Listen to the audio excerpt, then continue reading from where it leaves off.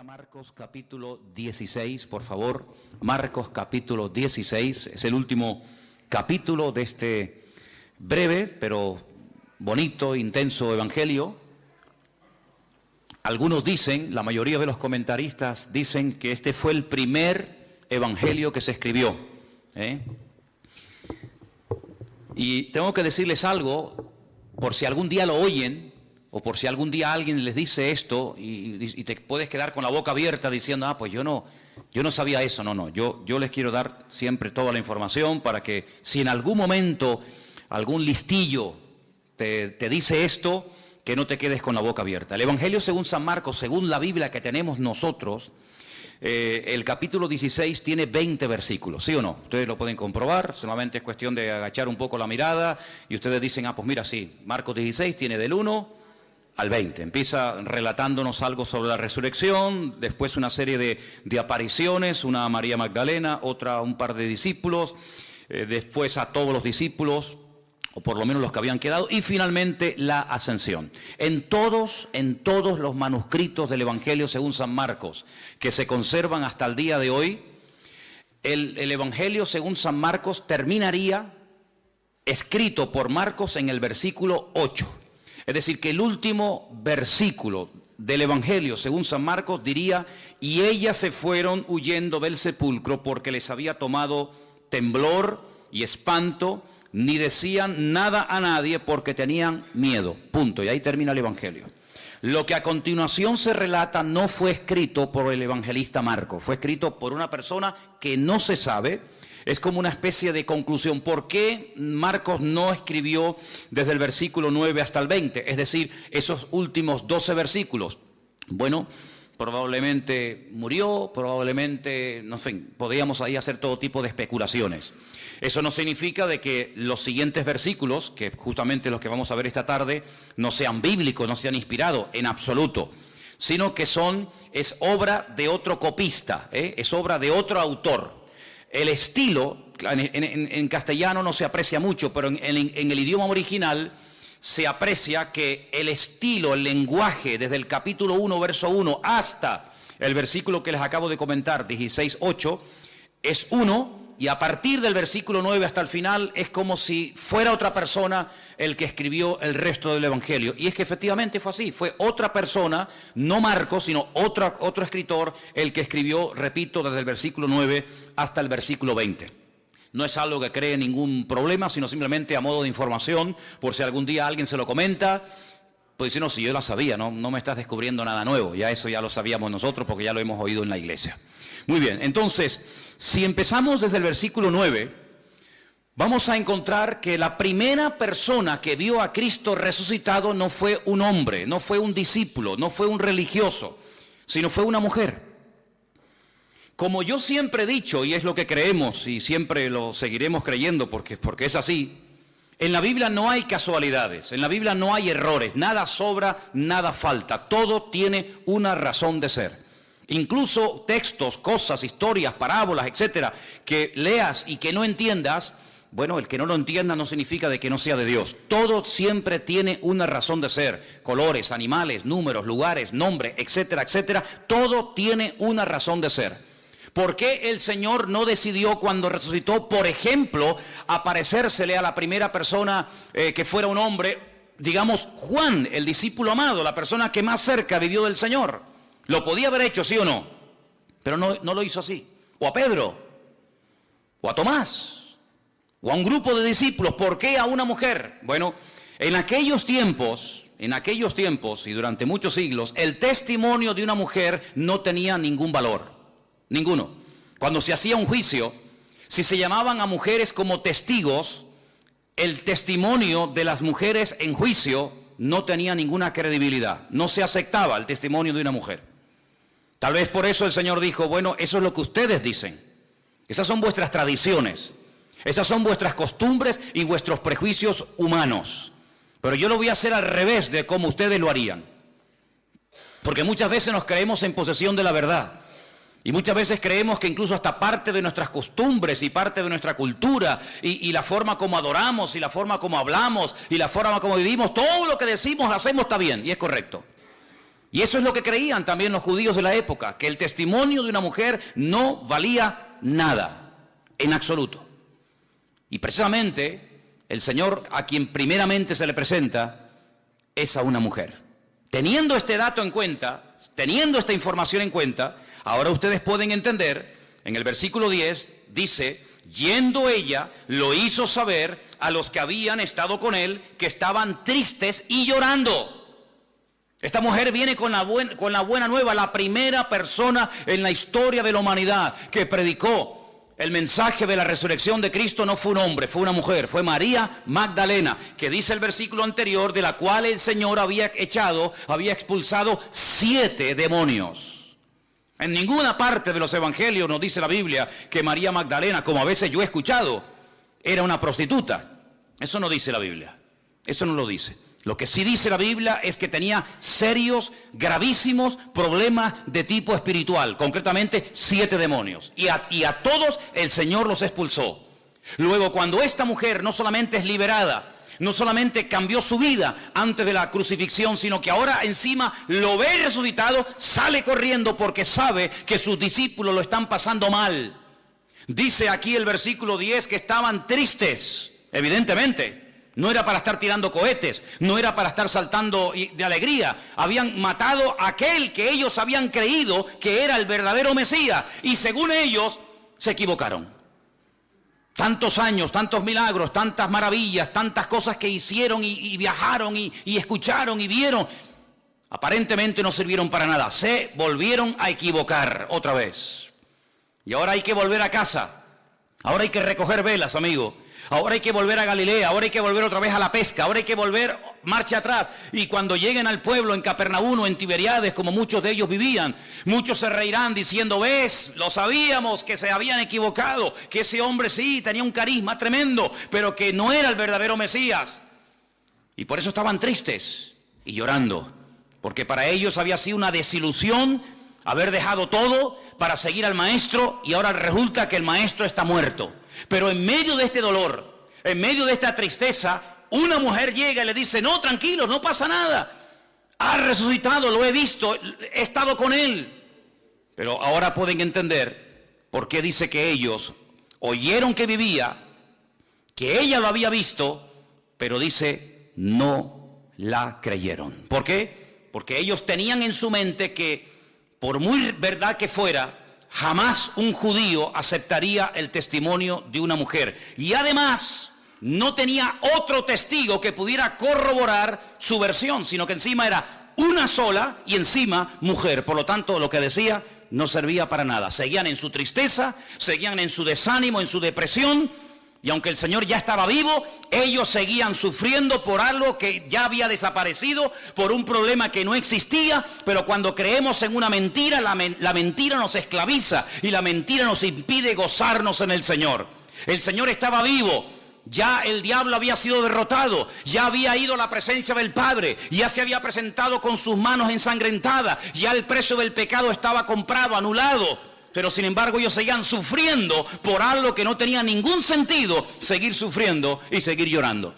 Entonces el Señor dice, muy bien, no habéis creído al testimonio de una mujer porque vuestros prejuicios son tan tremendos que os impiden aceptar el testimonio de María Magdalena cuando es una de las mujeres más fieles que ha tenido el Señor durante su ministerio. Muy bien, vamos a hacerlo de una manera diferente, a ver si ahora creéis y aceptáis el testimonio. Versículo 12. Pero después se apareció en otra forma a 2, ya no a 1, sino a 2, no 2 mujeres, sino a 2 de ellos. ¿No vais a hacer caso a las mujeres? Muy bien, ahora voy a tomar a 2 de ustedes, hombres, y si no creéis a uno, tenéis que creer al otro. Ellos iban caminando, yendo por el camino, en otra parte dice que iban por un camino llamado Emaús. Ellos fueron y le hicieron saber a los otros y ni aún a ellos creyeron. Entonces ya no es problema de que era una mujer sola. Ya no es problema de que son solamente 2 hombres. Es problema de que no queréis creer. Ya no es problema de que no, es que nos habló una mujer y nosotros no podemos aceptar el testimonio de una mujer. No. Tu problema no es ese. Tu problema es que tú te niegas a cambiar. Tu problema es que tú no aceptas ni mujeres ni hombres, aunque sean 1000 los que vengan a dar testimonio. Ustedes se han cerrado en banda y ustedes bajo ningún concepto van a aceptar el testimonio de nadie. Fíjate hasta qué punto estaban endurecidos, que ahora lo vamos a ver, que en una ocasión uno de sus discípulos, no uno de la calle, no un enemigo del Señor que los tenía, sino uno de ellos dijo: hasta que no lo vea, hasta que no lo toque, no voy a creer. Así que a mí me podéis dar testimonios, a mí me podéis dar estudios, a mí me podéis dar todas las palabras que queráis, hasta que yo no toque, hasta que yo no meta mi dedo en su costado y vea sus heridas y yo lo vea, yo no voy a creer. Ahora pueden entender en el versículo 14, cuando dice finalmente. No habéis aceptado el testimonio de María Magdalena porque decís que es mujer. Bien. Tampoco habéis aceptado el testimonio de 2 de vosotros. Muy bien. Finalmente se apareció a los 11. A los 11 mismos. Se apareció a los 11 mismos estando ellos sentados a la mesa. Y ahora viene el reproche. Les reprochó su incredulidad y su dureza de corazón. Otra versión dice: les echó en cara semejante actitud. Si creen ustedes que una actitud de desobediencia o de incredulidad pasa desapercibida ante los ojos del Señor, nada más lejos de la realidad. Dudar de las palabras, dudar de lo que Dios ha dicho, cuestionar su resurrección. Dice que les reprochó su dureza de corazón y su incredulidad. Ahora vuelvo a repetir. No estamos hablando de escribas y fariseos incrédulos que siempre estaban buscándole las 4 patas al gato y tratando de desprestigiar y de desacreditar al Señor o a sus discípulos o a sus milagros.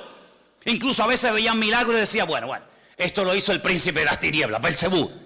Es que está loco, es que esto y es que aquello. No, cuidado. Estamos hablando de discípulos, de personas que ya saben de qué va el mensaje del Señor. Personas que lo han visto, que han comido con Él, que han viajado con Él, que lo conocen íntima y privadamente, que todavía en esos hombres todavía quede vestigios y restos de incredulidad y de dureza de corazón. Es algo increíble, es algo increíble. Todavía después de 3 años tenéis estos problemas. Bueno, lamentablemente a veces la gente del mundo tiene como más apertura y son más crédulos para ciertas cosas que algunos que se llaman creyentes, que dicen: bueno, ya será menos. El Señor les reprocha su corazón, como diciendo: esto no lo voy a pasar por alto. Ahora, el pasaje que vamos a leer nuevamente desde el 14 hasta el 18 es un pasaje muy interesante porque son las últimas palabras del Señor Jesucristo. Y cuando las volvamos a leer, yo les voy a hacer una pregunta y tenéis que ser sinceros a la hora de responder. Y dicen así, versículo 15, les dijo: id por todo el mundo y predicad el evangelio a toda criatura. Jamás Dios había dicho dado este mensaje, este mandamiento a ningún hombre. Al único profeta que le dijo: sal de tu tierra y vete a otro país, a otra cultura, a otra nación a predicar, fue al profeta Jonás, y todas las pegas que puso ya las conocemos. Ahora el Señor abre el abanico, dice: no, ya se acabó eso de predicar solamente en Israel y solamente a los judíos, o bien en el norte, o bien en el sur, o bien en una tribu, o bien en otra tribu. Ya eso se acabó. Ahora es a toda criatura y a todas las naciones de la tierra. Algo que para nosotros aparentemente es tan normal, para ellos era un escándalo. Porque ellos tenían metido hasta en el tuétano de sus huesos que a nadie más el Señor les iba a hablar y a bendecir como a ellos, porque ellos eran, como lo dice la Escritura, su especial tesoro. Y eso de compartir las bendiciones con gentiles, con paganos, con idólatras, ni se les pasaba por la cabeza.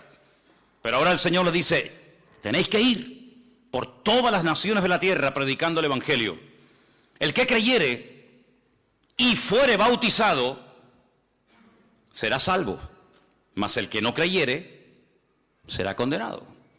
Y ahora viene algo muy interesante a partir del versículo 17 y 18 que dice: y estas señales, no dice señales seguirán, porque claro, se dice señales y no especifica qué tipo de señales. Tendríamos que aceptar todo tipo de señales como de parte del Señor. Y para que no caigamos en el error de abrirnos a todo, ni cerrarnos a todo, el Señor dice estas señales, como diciendo, no son todo tipo de señales. Alguien dijo en una ocasión, bueno hermano, pero el Señor dijo en una ocasión que señales o cosas más grandes que el Señor haríamos. Sí, en cantidad, pero no en diversidad. Jamás le vamos a ganar al Señor absolutamente en nada. Lo que Él no hizo, tampoco te va a permitir a ti la oportunidad de poder hacerlo tú. Porque sería hacer cosas que Él no hizo, y repito, nunca le vamos a ganar al Señor absolutamente en nada. Claro, serán señales mucho más grandes, serán señales en diferentes naciones y países, pero estas señales, las que yo les voy a nombrar a continuación. Primero, en mi nombre echarán fuera demonios. Segundo, hablarán nuevas lenguas. Tercero, tomarán en las manos serpientes y si bebieren cosa mortífera no les hará daño. Cuarta, sobre los enfermos pondrán sus manos y sanarán. Estas son las 4 señales que abarcan lo natural, lo espiritual, lo físico, etcétera, que el Señor dice que seguirán a los que creen, no los que creen seguirán a las señales, que es muy diferente. Las señales siguen a los que creen, no los que creen siguen a las señales, porque al único que tenemos que seguir es al Señor y no las señales que hace el Señor. ¿Cuántos dicen amén? Bien. La pregunta que yo les quiero hacer ahora, después de leer estas 4 señales y de leer estos versículos, es ¿cuántos aceptan? ¿Cuántos creen en esto que hemos leído en esta tarde?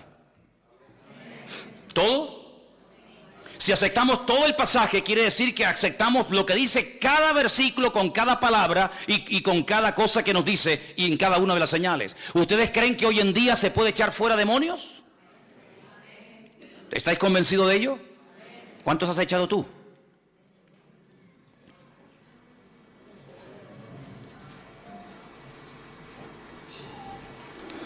¿Tú crees que hoy en día una persona puede hablar en otras lenguas? ¿O en lenguas nuevas, como dice aquí? Entonces, ¿por qué no hablas tú nuevas lenguas? ¿Tú crees que hay una protección espiritual y no es literal, que ahora me voy a tomar un litro de lejía delante de vosotros para que veáis que no me pasa absolutamente nada? Quiero decirles que aunque os resulte sorprendente o incluso hasta os puede dar la risa, en el sur de Italia, estoy pensando en Italia.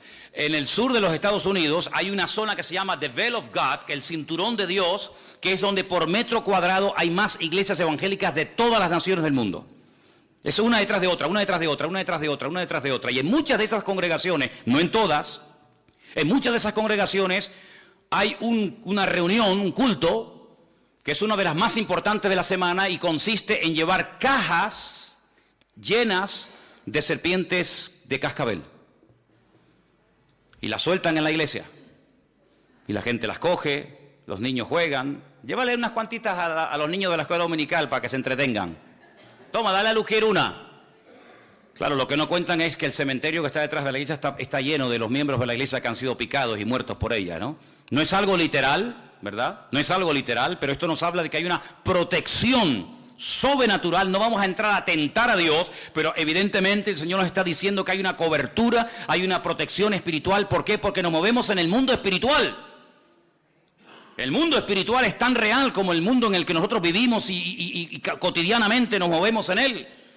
Nuestra lucha no es contra sangre y carne, sino contra principados, contra potestades, contra gobernadores de las tinieblas de este siglo, contra huestes espirituales de maldad en las regiones celestes. Hay demonios, hay principados, hay gobernadores. Detrás de esa depresión, detrás de esa continua inclinación al pecado, detrás de ese deseo irresistible de volver otra vez a las andadas, de volver al vómito, a veces puede haber demonios. Aunque tú no le des la importancia ni lo creas, me da igual. Pero muchas personas todavía siguen siendo esclavos de ataduras espirituales, pero como no lo aceptan ni lo creen, y encima dicen, es que yo nunca he creído en eso, a mí nunca me enseñaron eso, como si eso te escudara y eso, digamos, te diera libertad para decir que no crees en eso. Pero detrás de muchas situaciones familiares, económicas, físicas, espirituales, etcétera, etcétera, hay auténticas opresiones demoníacas. Y dice la palabra de Dios y nos da muchos ejemplos. La Biblia dice que una vez en un culto, hermano, en una sinagoga en los tiempos del Señor Jesucristo, Lucas observó, y Lucas era médico. Por lo tanto, él no es una persona que espiritualiza cualquier situación, sino que él reconoce que allí en ese culto, ese día, había una mujer encorvada, dice que de ninguna manera se podía enderezar. Y lo está hablando diciendo un médico. De ninguna manera se podía enderezar. Eso quiere decir que probablemente esta mujer intentó de toda forma, con la medicina, con la homeopatía, con gimnasia, con esto y con aquello, enderezar su columna, dice, y no se podía enderezar, porque tenía espíritu de enfermedad. Eso yo no lo he escrito, eso está en la Biblia. Y hasta que el Señor no la desató, no habla de una liberación, que es otra cosa, sino hasta que no la desató, la mujer no se podía enderezar. Iba al culto, escuchaba la palabra, alababa al Señor, ofrendaba, diezmaba, lo que tú quieras, pero no se podía enderezar hasta que el Señor puso las manos sobre ella y le dijo aquella famosa frase de: mujer, quedas libre de tu enfermedad. Y dice que al instante se enderezó y comenzó a glorificar a Dios. Bueno, y el Señor dice: a esta hija de Abraham que Satanás tenía atada por 18 años, ¿no le voy yo a desatar aunque sea día de reposo? ¿O es que acaso es más importante el día de reposo que ayudar y bendecir y desatar una vida? Lo cuestionaron, lo criticaron, pero así fue.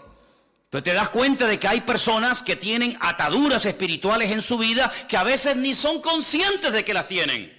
A veces los que les observan son están más propensos a entender el trasfondo espiritual que está detrás de esa situación, aunque aparentemente es un problema físico, pero no lo es así. Y eso está en la palabra de Dios. La Biblia nos enseña que cuando Pablo iba al río donde había un culto de oración, porque había muy pocos judíos en la ciudad donde vivía una tal Lidia, la Biblia nos enseña que una joven, una chica salía y aparentemente le hacía una publicidad maravillosa al apóstol Pablo y a Silas que iba con él. Estos son siervos del Dios Altísimo.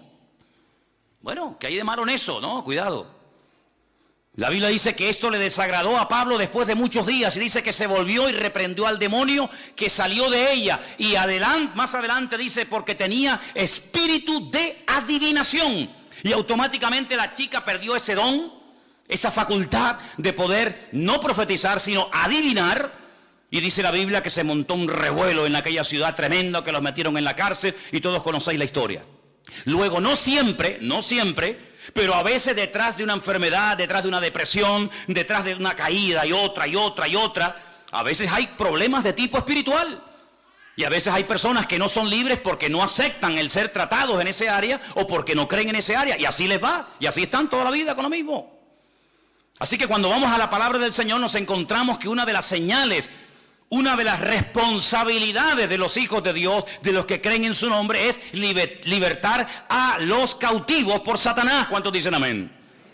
Y hay más gente con problemas espirituales a nuestro alrededor de lo que te puedas imaginar. Vete a una cárcel un día y te vas a dar cuenta que hay endemoniados allí a punta pala. Y sé lo que digo, porque yo estuve 7 años allí. Todas las semanas iba allí.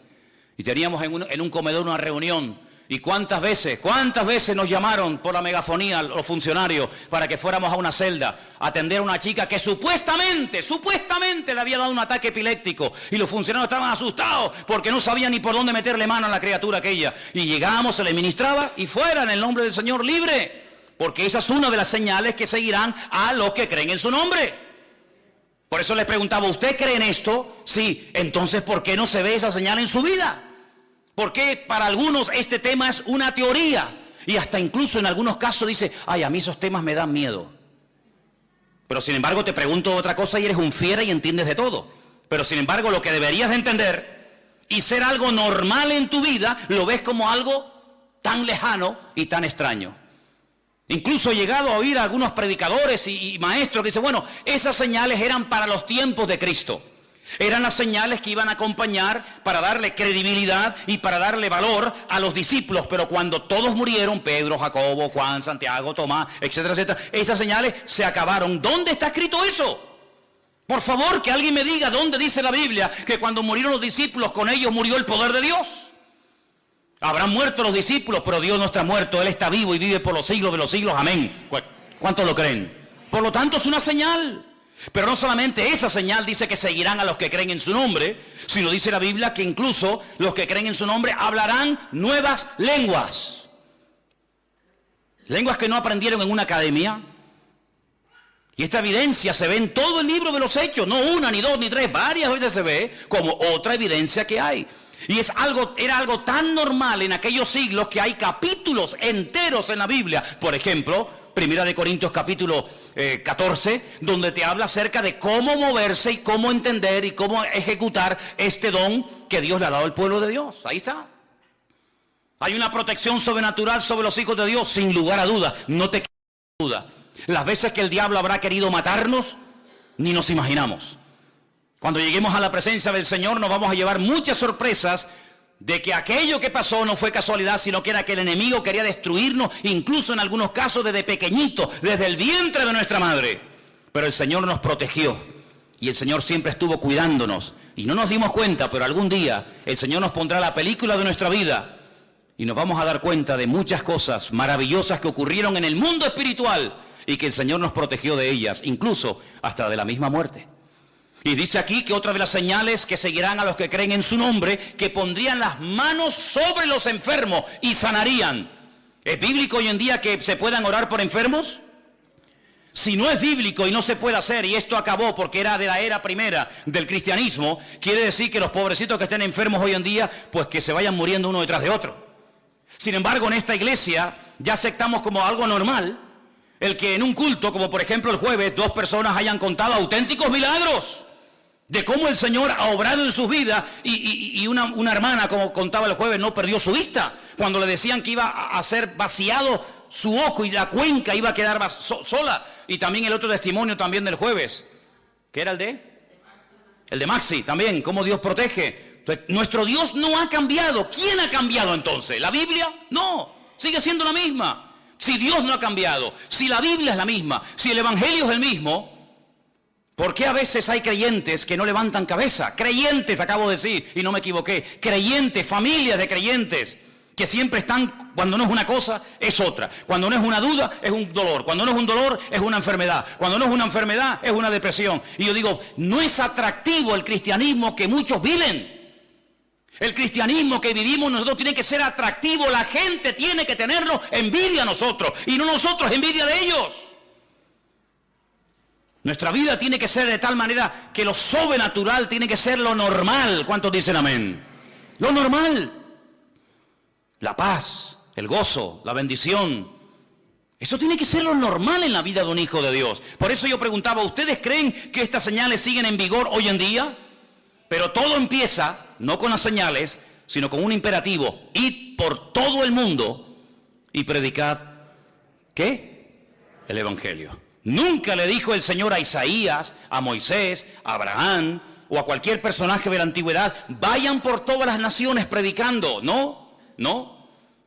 Era como una especie de pueblo hermético, donde ellos sabían lo que habían recibido, pero en muy pocas ocasiones no le hacía ninguna gracia, créanme, no le hacía ninguna gracia el abrirse y compartir las bendiciones y el conocimiento de la palabra de Dios con otras gentes. Miren cómo trató, por ejemplo, Eliseo a Naamán. No le hizo ni caso. No le hizo ni caso. Lo cual no fue bueno, lo cual no fue correcto. Que Dios obrara y que hiciera un milagro, gloria a Dios. Pero no es correcto que un hombre venga pidiendo ayuda y no vayas ni a la puerta a decirle buenas tardes, bienvenido. Pero era la forma normal. El mismísimo Señor Jesucristo, durante un tiempo en su ministerio, él dijo, yo he venido a las ovejas perdidas de la casa de Israel. Y cuando manda a sus discípulos delante de él, hay una orden que a veces no se percata la gente que la dio, pero dice, no vayáis por caminos ni por ciudades de gentiles.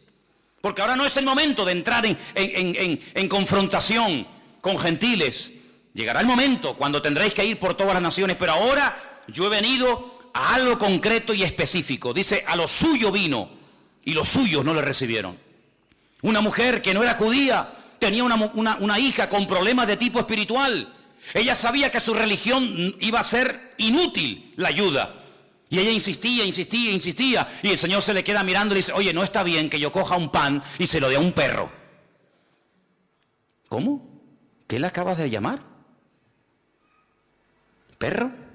¿Sí? Si no está bien que yo coja el pan de los hijos y se lo dé a una perra. Y la mujer dijo, sí, tienes razón. No es normal que se coja un pan, un plato de comida que es para los hijos y se le dé a los perros. pero también los perros tenemos derecho a comer, aunque sea una migaja. No se ofende porque para ella era normal el trato de desprecio, el trato de rechazo. No era el momento para entrar en territorio gentil, eso sería para otro momento de la historia. Ella acepta, pero ella dice, bueno, pero por lo menos atiéndeme, hame algo, tírame aunque sea un hueso. Y el Señor le dice, tu hija ha sido liberada en este mismo momento. ¿Qué te parece, amigo? Cuando él se va a tierra de los Gadarenos, tierra que no pertenecía al pueblo de Israel, y allí lo expulsan, allí lo echan, porque dice la Biblia que él echó fuera demonios de la vida de un hombre llamado el endemoniado Gadareno, y aquella piara de cerdos se precipitó en el mar de Galilea. La Biblia dice que salieron los habitantes y le dijeron, vete de aquí, fuera, si no llevas ni 5 minutos ya se han muerto 2000 cerdos, este hombre lo tenemos aquí un día entero y nos destruye el pueblo, vete de aquí. El Señor no discutió, el Señor no dijo, no, yo de aquí no me voy, sino el Señor dijo, muy bien, yo me voy, pero tú que estás empeñado en venir detrás de mí y en ser un discípulo mío, no te lo voy a permitir, sino quédate aquí y vete por las calles, vete por la ciudad de los Gadarenos y cuéntale cuán grandes cosas ha hecho el Señor contigo. Dejó ahí una luz, dejó ahí un testimonio. Ahora, ese tiempo en el cual solamente a ellos se les hablaba, solamente a ellos se les aparecía el Señor o el Señor les daba revelación, ese tiempo se acabó, amigo. Ya no estamos en ese tiempo, ahora hay un imperativo, ahora hay una orden, ahí la tenéis, id por todo el mundo y predicad el Evangelio. La pregunta es, ¿y qué es el Evangelio? Porque si la orden es predicar el Evangelio a toda criatura, y ahí vi otras fotos, ¿verdad? Pues, ¿qué es el Evangelio? Porque todos los que son creyentes tenéis que saber alcanzar a todo ese tipo de personas, de razas, de tribus, de pueblos, de naciones, porque es una orden, es un imperativo, es un mandato del Señor a todas las naciones de la tierra, predicar el Evangelio. ¿Usted sabe predicar el Evangelio? ¿Sabe lo que es el Evangelio? ¿Qué es el Evangelio? Ven a mi iglesia, te invito el domingo a la tarde, toma una tarjetita y escucha al pastor. Eso no es el Evangelio, eso es una invitación. ¿El Evangelio qué es? Quítese esto del cuello, quítese aquello, quítese tal, quítese de cual y venga a mi iglesia. Eso no es el Evangelio. Hay gente que no saben evangelizar y llevan toda la vida en la iglesia. Es más, hay creyentes que son unos pesados cuando hablan del Señor. Son unos auténticos palizas. Porque hablan y hablan y hablan y hablan y hablan y hablan y hablan, pero no predican el Evangelio, porque no saben ni siquiera lo que es el Evangelio. Cuentan su testimonio, cuentan su vida, cuentan que le pasó esto, cuentan que le pasó lo otro, que llore un día y no sé qué, pero que eso no es el Evangelio, hermano y hermana, que eso no es el Evangelio. ¿Qué es el Evangelio? Contar su vida, sus problemas, cómo el Señor... No, eso no es el Evangelio, son testimonios, son experiencias personales, pero muy poca gente, créanme, sabe predicar el Evangelio, no saben hacerlo, porque en el fondo dice, bueno, ¿el Evangelio qué es? El Evangelio es una buena nueva, es una noticia que consiste en 3 elementos fundamentales. Si usted cuando predica el Evangelio no cuenta, no dice, no comparte estas 3 cosas, usted no está predicando el Evangelio. Usted está hablando del Señor, pero no está evangelizando. En todo mensaje evangelístico, en todo acto que usted haga para predicar el Evangelio, tiene que hablar sí o sí de la muerte de nuestro Señor Jesucristo.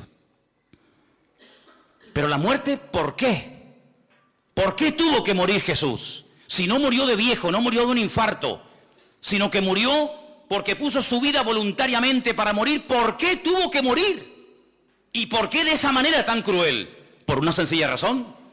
Porque cuando Dios creó al hombre en el principio, lo creó sin pecado, lo creó sin mancha, lo creó inocente, lo creó con la libertad de poder acercarse y hablar con su Creador en cualquier momento y a cualquier hora y en cualquier lugar. Pero eso se acabó. Se desconectó el hombre de Dios por el pecado.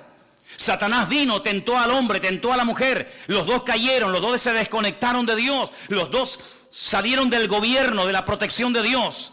Y ya no podía hablar el hombre directamente con Dios. Ahora había que presentar sacrificios ¿de qué? ¿De qué? De animales.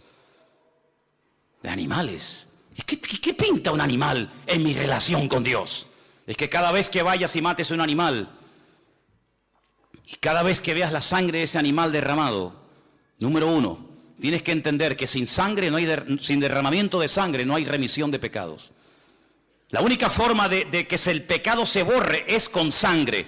Pero si los animales no borran el pecado, ¿para qué derramar sangre de animales? Es como una pérdida de tiempo, no. Es simplemente una preparación para que cuando se derrame su sangre, que es la única que puede perdonar nuestros pecados, la sangre de Cristo, estéis preparados y sepáis de qué va el tema. Segundo, cuando sacrifiquen un animal, quiero que entiendan que tu parte animal, tu parte carnal es la que ha salido a flote y te ha desconectado de la presencia de Dios. Te has comportado como una auténtica bestia, te has comportado como un animal, y ese pobrecito animal inocente, cordero, oveja o lo que sea, ese animal está cumpliendo un papel sustitutorio, está muriendo en tu lugar, pero no sirve de nada porque la sangre de los toros y de los machos cabríos no puede perdonar los pecados. Es simplemente prepararte psicológicamente, mentalmente, para que cuando se derrame, cuando se ejecute el verdadero sacrificio que es el de Cristo, el Cordero de Dios, que quita el pecado del mundo, lo entienda y no te quedes con la boca abierta diciendo, ¿y esto de qué va? Así que cuando hables a una persona del Señor y quieras predicarle el Evangelio, tienes que decirle, Cristo murió por tu culpa, por tus pecados, por los nuestros, por los de toda la humanidad. Es como si Cristo dijera, mira, tú y tú y tú, todos tenéis que morir, pero yo no quiero la muerte del impío, dice la Biblia. Yo quiero que todos se salven y que todos procedan al arrepentimiento. Pero ¿cómo hacemos? Si la paga del pecado es la muerte, ¿qué hacemos? ¿Los perdonamos y van a seguir pecando? No. Yo lo que voy a hacer es ocupar vuestro lugar. Que mi Padre se desahogue conmigo y que derrame toda vuestra culpabilidad sobre mí. Y yo moriré por todos los crímenes, por todas las injusticias, por todas las barbaridades que se han cometido, que Dios me eche la culpa a mí. Y yo moriré por toda la raza humana, por los que murieron, por los que viven y por los que aún vivirán en el futuro. Yo voy a hacer un sacrificio una vez y para siempre. Bien, imagínate que la gente no entiende que Cristo murió por los pecados del pecador, que Cristo murió por nosotros. Men, pero murió. ¿Y ahora qué hacemos? La segunda parte. Hay que hablar de que la muerte no acabó con el Señor. La muerte no fue el fin, la muerte fue el principio. ¿Por qué? Porque la muerte dio paso a la resurrección. ¿Cuántos dicen amén? Porque sin resurrección no hay esperanza, porque estamos creyendo en un muerto, y los muertos, dice la Biblia, no tienen poder ni para hacer bien ni para hacer mal. Por eso la gente cuando consulta a los muertos se equivocan. La Biblia dice, no busques entre los muertos al que vive, porque Él ha resucitado. Si Cristo no resucitó, vana es nuestra fe. Y los que murieron creyendo que resucitarían tampoco resucitarán, porque si Cristo no resucitó, nadie tampoco resucitará. Luego Él murió, gloria a Dios por eso, pero Él resucitó al tercer día. Bueno, gloria a Dios, está vivo. Pero ¿dónde está? Yo quiero verlo, yo quiero conocerlo. Yo he creído en Él. La tercera parte del Evangelio es que el que murió y resucitó al tercer día y nos llevará a su presencia y estaremos por la eternidad con Él. Eso es el Evangelio. El Evangelio no es contar que me dolía aquí y lloré y el Señor me sanó. Ese es su testimonio, hermano y hermana. Esa es su experiencia personal, pero eso no es evangelio. Esa es su experiencia. Y hay gente que comparte y bombardea a los demás con sus experiencias, con sus testimonios, pero no evangelizan. Y aquí de lo que se trata no es hablar de usted. Aquí de lo que se trata es de hablar de Él. Porque si hablamos de usted, la gente se puede quedar sorprendida. Pero si hablamos de Él, dice la Biblia que el Espíritu Santo tomará esa palabra, convencerá al pecador de su pecado y aceptará la verdad que es en Cristo Jesús, Señor nuestro. ¿Cuántos dicen amén? Por eso el Evangelio es la orden que tenemos todos de predicar. ¿A quién? A todo el mundo. A los de ISIS, a los del Daesh, que cortan cabezas a diestra y a siniestra, a los que violan niños. ¿A ellos sí o no? Porque dice la Biblia, ¿cómo creerán si no hay quien les predique? A los caníbales, sí, hermanos, también fueron en otros tiempos predicadores y misioneros a Guinea, Papúa y a otras partes del mundo a predicarle a los caníbales, y muchos se convirtieron, y también hay que decirlo, muchos misioneros perdieron la vida. Y no sé si ustedes saben aquel caso famoso de aquellos misioneros que fueron a esas islas del Pacífico y fueron devorados por aquellos caníbales. Pero tiempo más tarde esos caníbales se convirtieron al Señor.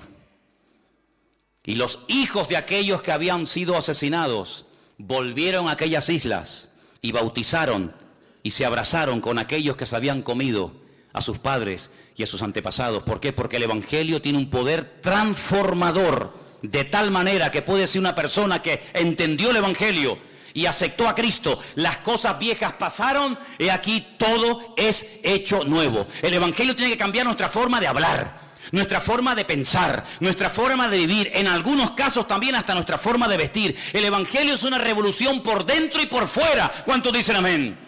Dice la Biblia que el que dice que aceptó a Cristo, que entendió el Evangelio y sigue pecando, no ha entendido nada, porque el Evangelio es cambio total, absoluto y radical. Y algunos dicen, bueno, vamos cambiando poco a poco. ¿Quién se dejaría de envenenar poco a poco?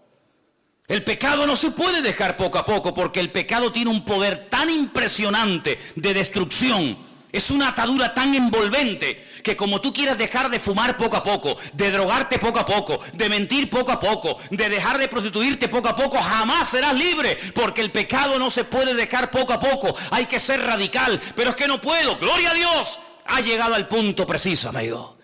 Pero tengo una buena nueva que darte en esta tarde.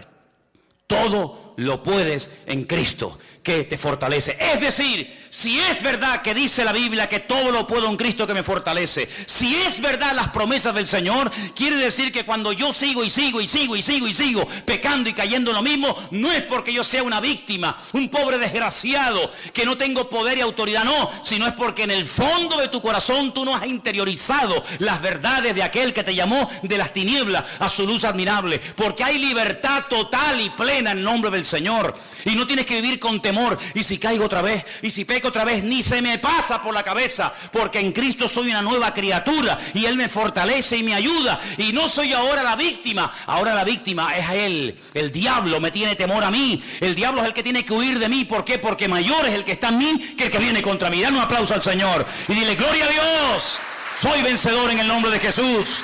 Bendito sea Dios, bendito sea el Señor.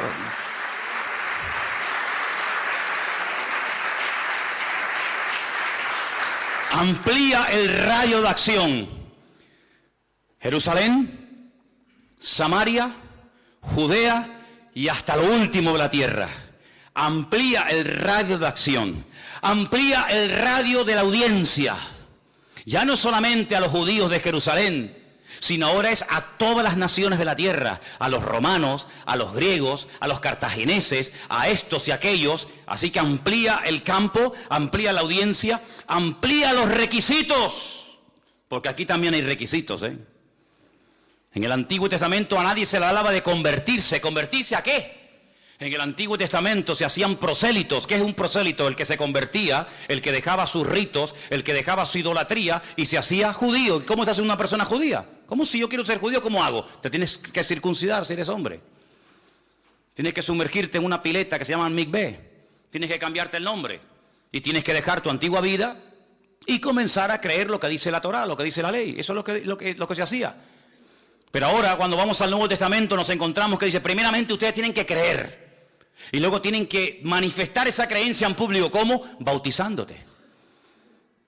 En el nombre del Padre, del Hijo, del Espíritu Santo nos bautizamos. Como señal pública. ¿Cuándo? En la Biblia al momento, al instante. Y finalmente el Señor amplía el radio de señales. ¿Por qué? Porque si vas al Antiguo Testamento, te vas a encontrar que generalmente Dios utilizaba y hablaba y se manifestaba a través de un profeta. Da igual si fuera Samuel, Jeremías o quien fuera. Ahora, sobre toda criatura, Dios ha derramado su Espíritu. Si la iglesia entendiera, el día que los creyentes de todas las naciones de la tierra entendieran que ya no tiene el Señor un escogido allí en Jerusalén, otro escogido allí en Manhattan, otro ungido en no sé qué sitio, sino que ahora todos y cada uno de nosotros podemos ser instrumento y debemos ser instrumento en las manos del Señor. Ese día pondríamos el mundo patas arriba. Pero algunos no terminan de creerse que usted no está en el mundo para hacerse rico. Algunos no terminan de entender que no estamos en el mundo para vivir la gran vida y olvidarnos de que nuestra gran obligación y responsabilidad en el mundo es anunciar las virtudes de aquel que nos llamó de las tinieblas a su luz admirable. Eso es lo que dice la palabra. Y por eso dice que cuando hubo persecución en Jerusalén, los que fueron perseguidos salían y a todas partes donde iban, lo primero que hacían no era buscar la casa, no era buscar el trabajo, lo primero que hacían era predicar el Evangelio. Y claro, eran una explosión de poder de Dios por Samaria, por Judea, por Fenicia, por Roma, por todas partes de la tierra. De tal manera que el reino de Dios se expandía, no a través de 4 ungidos, no a través de 4 super predicadores, no a través de 4 mega iglesias, sino se compartía el evangelio a través de todos y de cada uno de los creyentes. Un diácono de la iglesia, por ejemplo, de Jerusalén, un tal Felipe, que era un diácono, uno que servía en las mesas, uno que ayudaba a la hora de compartir los alimentos, a la hora de la comida. Sí, un diácono, un hermano, sí, muy bien, pero que salió a Samaria y dice, bueno, ya no tengo pastor, ya no tengo iglesia, ya no tenemos culto, ¿y ahora qué hacemos? Pues vamos a hacer el culto nosotros. ¿Dónde? En la calle. Vamos a predicar la palabra, vamos a predicar el evangelio. Y dice que comenzaron la gente a ser liberada, enfermos sanados, gente cambiada por el poder de Dios. Llegó la noticia a Jerusalén. Mandan a Pedro y a Juan, oye, vayan para allá a ver qué pasa con este Felipe, que aquí el hombre era calladito, no hacía gran polvareda, no hacía mucho ruido, pero este hombre llegó allí, se puso las pilas y se convirtió de la noche a la mañana en Felipe el evangelista, predicando la palabra. Así eran como vivían los cristianos. Pero ¿cómo viven los cristianos hoy en día? Desde que se levantan hasta que se acuestan solamente piensan en una cosa: ¿cómo voy a pagar la luz? ¿Cómo voy a pagar los recibos de la casa? ¿Cómo voy a pagar el alquiler? ¿Cómo voy a pagar esto? Esas son las preocupaciones de los cristianos. Y ahora ha salido un móvil nuevo y un ordenador nuevo, y ahora ha salido un coche nuevo. Esas son las tonterías. Sin embargo, en aquellos tiempos había una obsesión. Sí, estaban obsesionados, no me he equivocado al decir esta palabra. Estaban obsesionados con una cosa: llevar a todo el mundo a los pies de Cristo. No tenían los medios que tenemos nosotros. Ay, si Pablo hubiera tenido Skype, si Pablo hubiera tenido Facebook, si Pablo hubiera tenido WhatsApp, madre mía, hubiera sido tremendo. Era el boca a boca. El tú a tú. Pero dice la Biblia que un día Pablo se sentó y dice, todo lo he llenado, desde Ilírico hasta Iconio, todo lo he llenado del evangelio. Y hasta después de muerto sigue hablando, porque dejó la palabra, las epístolas escritas, que siguen siendo de bendición para todos y para cada uno de nosotros. ¿No se desanimaba esta gente? ¿No se deprimían con persecuciones, con matanzas, con fieras de los circos romanos que los devoraban? Con mujeres crucificadas, con niños aserrados por la mitad. No se deprimían, no se desanimaban. Parece que no.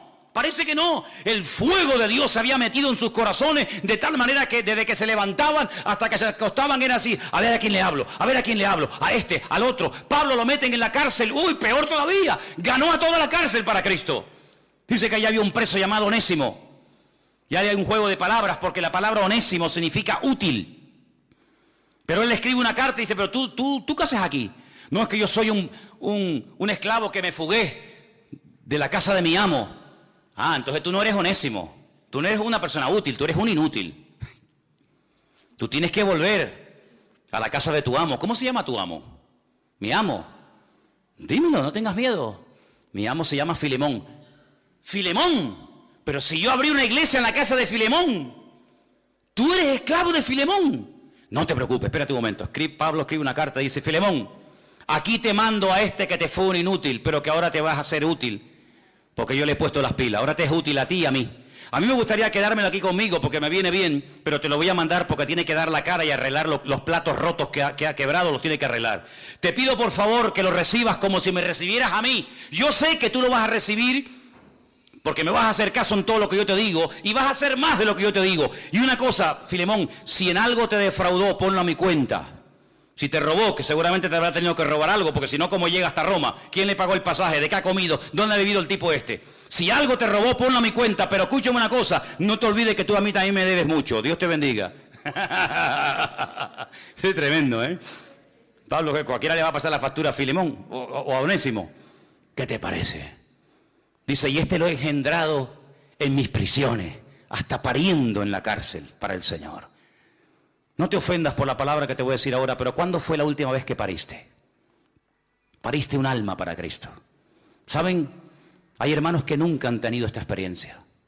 Hay hermanos que nunca han tenido el gozo de decir, a esta persona yo la hablé en la calle o donde sea, y lo llevé a los pies del Señor, y hoy en día está sirviendo al Señor, predicando, cantando, adorando. Hay muchos, miles de creyentes en España, lamentablemente, que nunca han tenido esa experiencia. Y yo digo, ¿será imposible? No, es que ni siquiera se lo han planteado. Así que, amados hermanos, esta orden está en pleno vigor. Id por todo el mundo y predicarle. Pero hermano, yo no puedo ir por todo el mundo. Vale, no te preocupes. ¿Cuál es tu mundo? Todos tenemos nuestro mundito. Hay gente que su mundo es su carnicería. Otros su mundito es su estanco. Otros su mundito es... Cada uno tiene un mundo y en ese mundo tú ejerces una influencia. Hay gente que tú conoces que yo no conozco y viceversa. Gente que todos los días saludas y le hablas y nunca le has dado ni una tarjetita, ni un folleto, ni lo has invitado, ni has orado por él. Y te enteras que la mujer lo engañó, te enteras que el hijo se metió en la droga, te enteras que el otro día se murió un familiar de él. Hermano, aprovechemos las oportunidades, no seamos ovejas estériles y cristianos mudos. Es una tragedia, porque si tú no hablas, la Biblia dice que pasará lo que podía ocurrir en aquellos tiempos donde se levantaba una torre en medio del campo y ahí se llamaba aquel hombre la atalaya. Al horizonte, el que veía si venía el enemigo. Y dice la Biblia que tenía una pequeña trompeta, un cuerno. Y cuando él veía venir al enemigo en el horizonte, él la hacía tocar y decía: muchachos, prepárense que viene el enemigo. ¿Y cómo viene? Vienen armados hasta los dientes. Y dice que si la ciudad se reía de él y no aceptaba el mensaje, allá ellos, yo di la orden. Es como cuando a mí me decían: ¿tú hubieras estado dispuesto cuando estabas en la garita de guardia a disparar? Digo yo, sin lugar a dudas. Porque allí en esa habitación están mis compañeros. Y si alguien venía a matar a mis compañeros, y en aquellos tiempos había muchos atentados en la ETA, y en uno de los cuarteles que yo estuve se hicieron varios atentados, y no tenía la menor duda, porque mi obligación era defender a mis compañeros. De hecho, una noche cuando me tocó entre 3:30, la tercera imaginaria, me tocó ir a revelar al que estaba en la garita. ¿Saben el famoso santo y seña, no? Garita, santo y seña. Me dice, digo, oye, ¿sabes el santo y seña? Yo digo una palabra, él tiene que decir otra o algo así, ¿no? Para que sepamos que él es mi amigo. Yo digo, perro viejo, y él me dice, guau. Si me dice, tararí que te vi. No, este no es de los nuestros, este es un enemigo. Yo le dije, Garita, santo y seña. Es que no me acuerdo. Santo y seña, no me acuerdo. Dice así, ¡rac! Cargué el seme, lo metí así. Le dije, o me lo das al amigo o te disparas bien. Se hizo todo encima el pobrecito. No, en serio, ¿eh? Y me dijo, caballo blanco. No sé lo que era. Digo, vale, amigo. Descargué. Porque yo soy el responsable de cuidar a 5.000 hombres que están ahí adentro durmiendo, que tienen mujeres, tienen hijos y tienen cosas, y no le voy a permitir a ningún golfo que me venga a hacer un atentado contra mis amigos y mis hermanos. Eso era lo que hacía la atalaya en la Biblia. Es que Dios no es un pacifista, ¿eh? Es que Dios no es un pacifista. Él es Jehová de los ejércitos, por si no lo sabes. Y las cosas claras, el chocolate espeso. Atalaya, cuando veas al enemigo, suena la trompeta. Que se ríen de ti, la sangre de la ciudad no se te demandará. ¡Ay, amigo! Pero la Escritura dice en el libro del profeta Ezequiel, si el atalaya se queda dormido y no da la voz de alarma, y viene el enemigo y mata niños y mata mujeres y viola a un montón de personas, la sangre de toda la ciudad la demandaré de ese hombre, porque ese hombre no fue responsable, fue un irresponsable, y toda una ciudad murió por culpa de uno. Pues ese es el ejemplo que toma la Biblia para decirnos a nosotros, ¿sabéis lo que sois vosotros en Tenerife, en España, en el mundo? Atalayas, responsables de decirle a toda esta generación que no sabe ni por dónde ir, ni a quién creer, ni a qué agarrarse. Señores, ay, cómo me gustaría a mí hablar con el coleta. Cómo me gustaría hablar con el coleta, ¿eh? Este demonio disfrazado de oveja, porque eso es lo que es, un demonio disfrazado de oveja. La cosa buena que tiene es que las cosas que quiere hacer las dice. Pero me gustaría decirle a este, no, y también al otro, al de barba, a ese también. Y al otro, y decirle, mira, vengan para acá. ¿Saben por qué ustedes sois incapaces? Y la imagen que estáis dando es vergonzosa a nivel nacional y a nivel mundial. Porque los cuatro le habéis dado las espaldas a Dios. Porque todos los mismos le habéis dado las espaldas al Creador. Y en vez de doblar la rodilla, y en vez de buscar a Dios, y en vez de ir a las iglesias y pedir ayuda y sabiduría de parte del Señor, estáis peleando entre vosotros y vais a llevar entre todos el país a la ruina. ¿Pero por qué? Porque no creéis ni os agarráis al Señor. Porque dice la Biblia, si alguno tiene falta de sabiduría, y evidentemente lo que falta en España es sabiduría, pero de la buena, pídasela a Dios. Y el Señor se lo dará abundantemente y sin reproche. Pero como no quieren dar su brazo a torcer, porque están peleando el uno contra el otro en vez de buscar el bien común, en vez de buscar de Dios, así nos va. Y ahora tendremos otra vez, Dios mediante, que ir a elecciones. Y 280 millones de euros nos volverán a costar las dichosas elecciones. Y volverá a pasar lo mismo. Cuando en un minuto, en la presencia del Señor, se podría arreglar todos los problemas y dificultades. Pero tiene que haber mucha humildad. Y tiene que haber no dureza de corazón, como dice aquí, no incredulidad, sino humildad de decir, Señor, no podemos, sí podemos, no, tienen que decir en sus mítines, no podemos, no podemos, eso es lo que tienen que decir, no que podemos, habéis demostrado que no podéis nada, no podéis ni poneros de acuerdo entre vosotros mismos, y queréis arreglar un país. Pero hermanos, cuando un jovencito pastor de ovejas, cuando un don nadie aparentemente, el Señor lo ungió, el Señor lo levantó, fue un rey poderoso, fue un hombre usado por el Señor. ¿Por qué? Porque diga el débil, fuerte soy. Y cuando buscamos del Señor y nos agarramos al Señor, el Señor nos da sabiduría, nos da poder, nos da autoridad y tenemos al enemigo a raya. Y eso es lo que tenemos que hacer, decirle a esta gente, mira, lo que tenéis que buscar es de Dios. ¿A cuántas iglesias han venido a pedir oración? Estos 4, a ninguna. Pero si viven en desorden, si algunos de ellos están viviendo en desorden. Y una persona que vive en desorden, Dios no lo puede usar. Dios no puede bendecir a un político, me da igual si se llama político, pastor, evangelista, orden, que no sabe poner en orden su vida privada, vas a intentar poner en orden la vida de un país. El que no es fiel en lo poco, tampoco puede ser fiel sobre lo mucho. Si te doy un billete de 50 euros y me lo pierdes o te lo gastas en chucherías y en boberías, ¿te voy a dar 500? ¿Estamos locos o qué? Cristianos sí, pero bobos no. Y por eso dice la Biblia que tenemos que predicar el Evangelio, porque nadie lo hace, porque nadie lo dice. ¿Quién predica el Evangelio? ¿Dónde se oye predicar el Evangelio? En ninguna parte. Pero amados hermanos, ha llegado un momento histórico. Es nuestro momento. Y mañana cuando salgan por las calles, cuando vayas a la universidad, cuando vayas a trabajar, cuando vayas a donde vayas, mentalice, tu primera prioridad no es buscarte los garbanzos, tu primera prioridad es buscar el reino de Dios y su justicia y predicar la palabra. Y te digo más, si tienes tiempo libre, aprovéchalo. No estés todo el día rascándote la panza, mirando al techo y quejándote, sino di, Señor, gracias porque hay algo que yo no puedo comprar con dinero, que es el tiempo libre. Y tú me has dado tiempo libre para alcanzar personas que están ahora mismo pensando tal vez en quitarse la vida. Y termino diciendo algo. Imagínate una ama de casa. Estaba en su casa el otro día limpiando los platos, maquillándose. No, perdone si lo hago mal, es que yo nunca me he maquillado. Maquillándose, no sé si se empieza por aquí o por allá. Miriam me ha explicado varias veces, pero ni quiero aprender, ni me interesa. Se estaba maquillando, se estaba poniendo los pantalones, los calcetines, estaba viendo la televisión y de repente, en segundos, se cayó el edificio. ¿Pero quién iba a pensar en eso? ¿Que se va a caer un edificio dónde? Aquí en Tenerife. ¿Dónde se cayó un edificio? En Tenerife. ¿Pero dónde? En la zona turística. Un edificio. Estamos locos. ¿Cómo se va a caer un edificio? Sí, se cayó un edificio. Sí, lo sabéis, ¿no? ¿Pero quién le iba a decir a esa señora, a ese hombre, a ese extranjero, que también había algunos? ¿Quién le iba a decir que iba a estar en un piso una mañana tranquilo, sin un ataque terrorista, sin una bomba, sino así, ¡pum!, de golpe y porrazo se le iba a venir encima al edificio? Y creo que ya van 7 muertos. Ay, amigo. ¿Y si esas personas nadie les predicó el Evangelio? ¿Dónde están ahora mismo? ¿Tendrán posibilidad en la muerte de arrepentirse de sus pecados y pedir perdón a Dios? Pues yo sé que te gustaría, algunos dirían, hombre, no hay otra oportunidad, yo te tengo que decir lo que hay. No. Es decir, que la persona solamente tiene en la vida esta vida para reconciliarse con Dios. No hay reencarnación, no hay segunda, tercera o cuarta oportunidad, no. Pero es que en el budismo, es que yo no soy budista, yo soy cristiano. Si te gusta más el budismo, pues ya sabes lo que tienes que hacer. Cada uno que se busque su camino.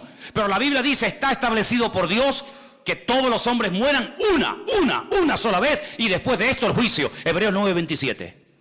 Luego, si ahora no aprovecho mi oportunidad, si ahora me río, si ahora paso de todo, como en los días de Noé, amigo, nunca tendrás otra oportunidad para reconciliarte con Dios. Entonces quiere decir que puede ser que yo me esté todos los días rodeando y hablando con personas que Dios las puso en mi camino y yo nunca me atreví a hablarles del Señor. Y yo, como el atalaya del barrio, como el atalaya de la universidad, como el atalaya de ese trabajo, yo no le hablé, y esa persona puede ser que se condene eternamente por mi culpa, porque yo no le hablé del Señor. ¿Es esto así de crudo? Entonces esto es más serio de lo que yo pensaba. Es que el evangelio es muy serio. Es que el evangelio no es para señoritos. Los señoritos están en los cortijos en Andalucía y montan a caballo, tienen una garrocha, ¿verdad? Y van así. Y llevan a la señora atrás con las piernas así. Los señoritos sí, pero en las iglesias no hay señoritos. En las iglesias hay guerreros. Y los guerreros a lo que se dedican es a guerrear. ¿Contra quién? Contra el diablo y contra los demonios. Y esa es nuestra obligación, ir por todo el mundo y predicar el evangelio a toda criatura. En esta semana tienes que hablarle a alguien del Señor. Ora. Esa persona ya está ahí preparada. Esa persona ya está ahí buscando de Dios. Pero nadie se ha atrevido a acercarse. Y quiero solamente decir un detalle más. Un hombre, uno solo, en un desierto. ¿Quién encuentra un hombre en un desierto? Es como una aguja en un pajar. Bueno, hay gente que es tan gafe que se sentó encima del pajar y se pinchó con la aguja. Pero bueno, es de todo en la vida.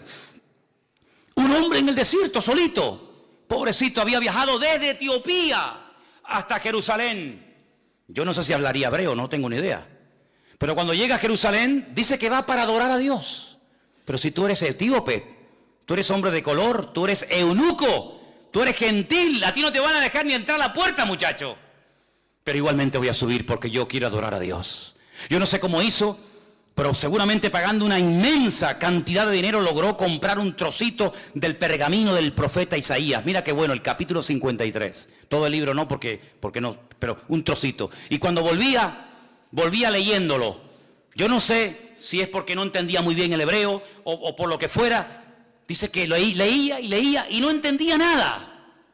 Y de repente el Señor le dice a Felipe, aquel que les acabo de comentar, que estaba en Samaria en medio de una vorágine, una campaña alucinante: Felipe, vete al desierto. Y no dice, yo ahora no puedo ir. A ver, ahora al desierto. ¿Y al desierto para qué? No puedo ir mañana. ¿Y por qué tengo que ir yo? ¿Por qué no mandas a este? Además, al desierto, yo me acabo de comprar una casita ahora. Yo no voy a ir al desierto ahora. Más a mí el calor me mata. Ahí se va Felipe, el obediente, al desierto, en obediencia. Nunca te vas a equivocar por obedecer al Señor. Aunque te mande al desierto, es mejor irse en obediencia al desierto que en irse en rebeldía a un lugar donde aparentemente hay de todo. Y dice que de repente ve que viene un carromato a lo lejos de un hombre. Claro, él sabe perfectamente lo que está leyendo, porque este es convertido, este es judío, este sabe. Y oye, como cordero fue llevado al matadero y no se le hizo justicia y tal. Dice, ay, está leyendo el profeta Isaías, el capítulo más mesiánico de toda la Biblia. Fíjate qué mesiánico es, que hasta el día de hoy en muchas sinagogas se prohíbe leer ese capítulo, porque es demasiado mesiánico. No lo dejan leer. Porque el que lea ese capítulo o tienes que ser cabezón o te conviertes sí o sí. ¿Tú entiendes lo que lees? Y le dice el etíope, ¿y cómo voy a entender esto si no hay alguien que me lo explique? Te puedes subir al carro y me vas explicando de lo que habla, si habla de él mismo, si habla de otro hombre, y dice, venga, ahora mismo, estuvieron viajando no sé cuántos días, calor abrasador terrible. Y le estuvo explicando el evangelio de tal manera que llegó un momento en el que el etíope dijo, para un momentito el carro, mira, aquí hay un pequeño charquito, un pequeño oasis. ¿Hay algún impedimento para que ahora que entiendo y por fin he entendido el evangelio, yo sea bautizado? Porque dice, el que crea y sea bautizado. Yo puedo ser bautizado aunque sea eunuco, aunque sea de otra raza, aunque sea de otra etnia, aunque sea gentil. Y dice, si crees en Jesucristo, bien puedes. Los dos dice que descendieron al agua, lo bautizó, y en ese momento dice la Biblia algo increíble. Yo sé que tú lo crees, porque si no ya me contarás. Dice que el Señor arrebató a Felipe, nunca más se volvieron a ver el uno al otro. Felipe apareció en la otra punta del país, en Azoto, pero dice la Escritura, y quédate con esto, y siguió el etíope gozoso su camino. ¿Y cuál es el país de África donde en aquellos tiempos había más cristianos y más creyentes? En Etiopía. Porque ganó a uno. Y ese uno, sabe Dios, ganó a centenares y ganó a miles. Ese uno está allá afuera esperándote a ti. y a ti, y a ti, y a cada uno de nosotros. Solamente es cuestión de decirle, Señor, dime dónde está. Aunque sea a las 4 de la mañana voy, porque está a punto de caramelo. Si tú eres sensible a la voz del Señor, en esta semana nos podemos llevar muchas sorpresas. ¿Cuántos dicen amén? Cierra tus ojos, vamos a orar al Señor. Ahí donde estás. Recuerda esto, predicar el Evangelio no es un entretenimiento, no es solamente algo de los pastores o evangelistas o misioneros. Predicar el Evangelio es un deber, es una responsabilidad de todo creyente. Y más fácil imposible. ¿A quién? A todo el mundo. ¿Dónde? En cualquier parte. ¿A qué hora? Cualquiera. Muerte, resurrección y segunda venida. Y al final le dices a la persona, ¿crees que Jesucristo murió, resucitó de la muerte al tercer día y lo quieres confesar con tus labios? Si lo hace, dice, será salvo. Así de fácil, así de fácil. Somos nosotros los que hemos complicado las cosas, pero es así de fácil. El Señor nos da a todos la oportunidad y el privilegio de poder llevar almas a los pies de Cristo. Bendito sea tu nombre, Dios. Santo, te damos gracias en esta tarde, Padre, porque no solamente sabemos que hay que hacerlo, sino que además tenemos el gran privilegio de saber que si lo hago, hay señales que acompañarán la exposición de tu palabra. Y a veces no hemos visto más señales porque al no predicar el Evangelio, ¿para qué queremos las señales? Pero cuando se expone la palabra, cuando se predica el Evangelio, las señales avalan el mensaje. Bendito sea tu nombre. Y pedimos, Señor, que pongas en nuestros corazones el fuego de Dios, el fuego santo de Dios, para ganar almas y tener el honor de poder parir y llevar personas inconversas al conocimiento de la verdad. Gracias te damos, Señor. Danos mucha sabiduría para que podamos, Señor, cumplir con nuestra gran comisión, la gran misión, el gran mandamiento dado por el Señor a toda la iglesia, ganar el mundo para Él. Aleluya. Quita todo temor, toda timidez, toda vergüenza de nuestros corazones y ayúdanos, Señor, a cumplir con nuestra misión en estos tiempos difíciles, pero tan necesarios, y donde vamos a aprovechar toda oportunidad que se nos presente para hablar de ti, Señor. Gracias te damos, Padre, en el nombre bendito de Jesús. Amén.